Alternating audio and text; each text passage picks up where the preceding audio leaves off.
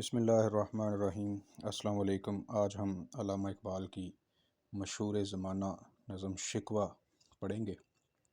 اس نظم کا مختصر تعارف یہ ہے کہ یہ نظم 1911 میں انجمن حمایت اسلام کے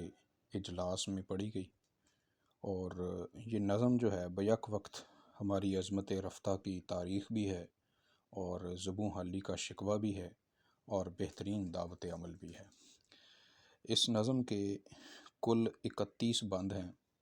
اور ہم اس کو 3 حصوں میں تقسیم کریں گے۔ پہلے حصے میں ہم 11 بند پڑھیں گے، اور ان اشعار کی مختصر تشریح، مختصر مفہوم یا اس کو مطلب کہہ لیں، وہ آپ کو سکرین کے اوپر نظر آ جائے گا۔ تو ہم آغاز کرتے ہیں۔ پہلا بند ہے: کیوں زیاں کار بنوں، سود فراموش رہوں، فکر فردا نہ کروں، محو غم دوش رہوں،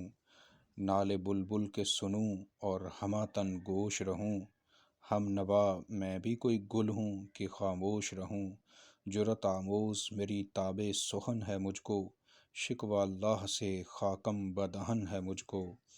ہے بجا شیوہ تسلیم میں مشہور ہیں ہم، قصہ درد سناتے ہیں کہ مجبور ہیں ہم، ساز خاموش ہیں فریاد سے معمور ہیں ہم، نالہ آتا ہے اگر لب پہ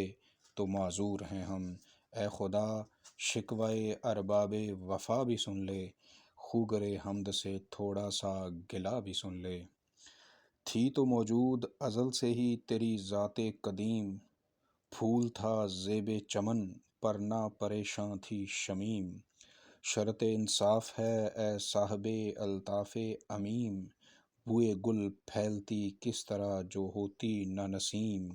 ہم کو جمعیت خاطر یہ پریشانی تھی، ورنہ امت تیرے محبوب کی دیوانی تھی،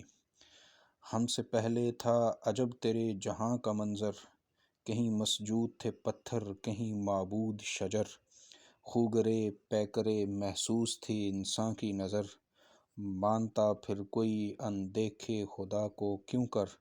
تجھ کو معلوم ہے لیتا تھا کوئی نام تیرا، قوت بازوئے مسلم نے کیا کام تیرا،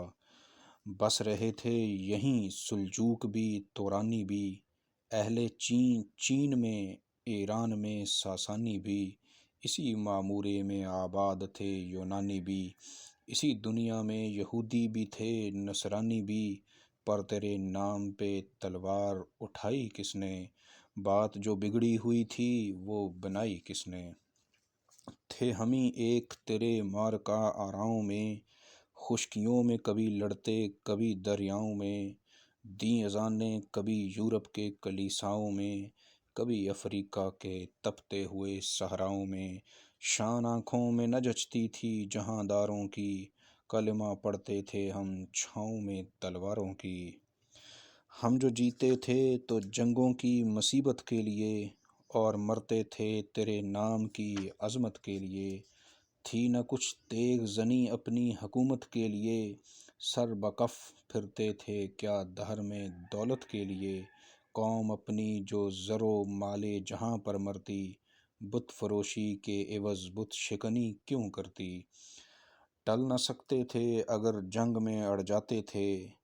پاؤں شیروں کے بھی میدان سے اکھڑ جاتے تھے، تجھ سے سرکش ہوا کوئی تو بگڑ جاتے تھے، تیغ کیا چیز ہے ہم توپ سے لڑ جاتے تھے، نقش توحید کا ہر دل پہ بٹھایا ہم نے، زیر خنجر بھی یہ پیغام سنایا ہم نے، تو ہی کہہ دے کہ اکھاڑا در خیبر کس نے، شہر کیسر کا جو تھا اس کو کیا سر کس نے،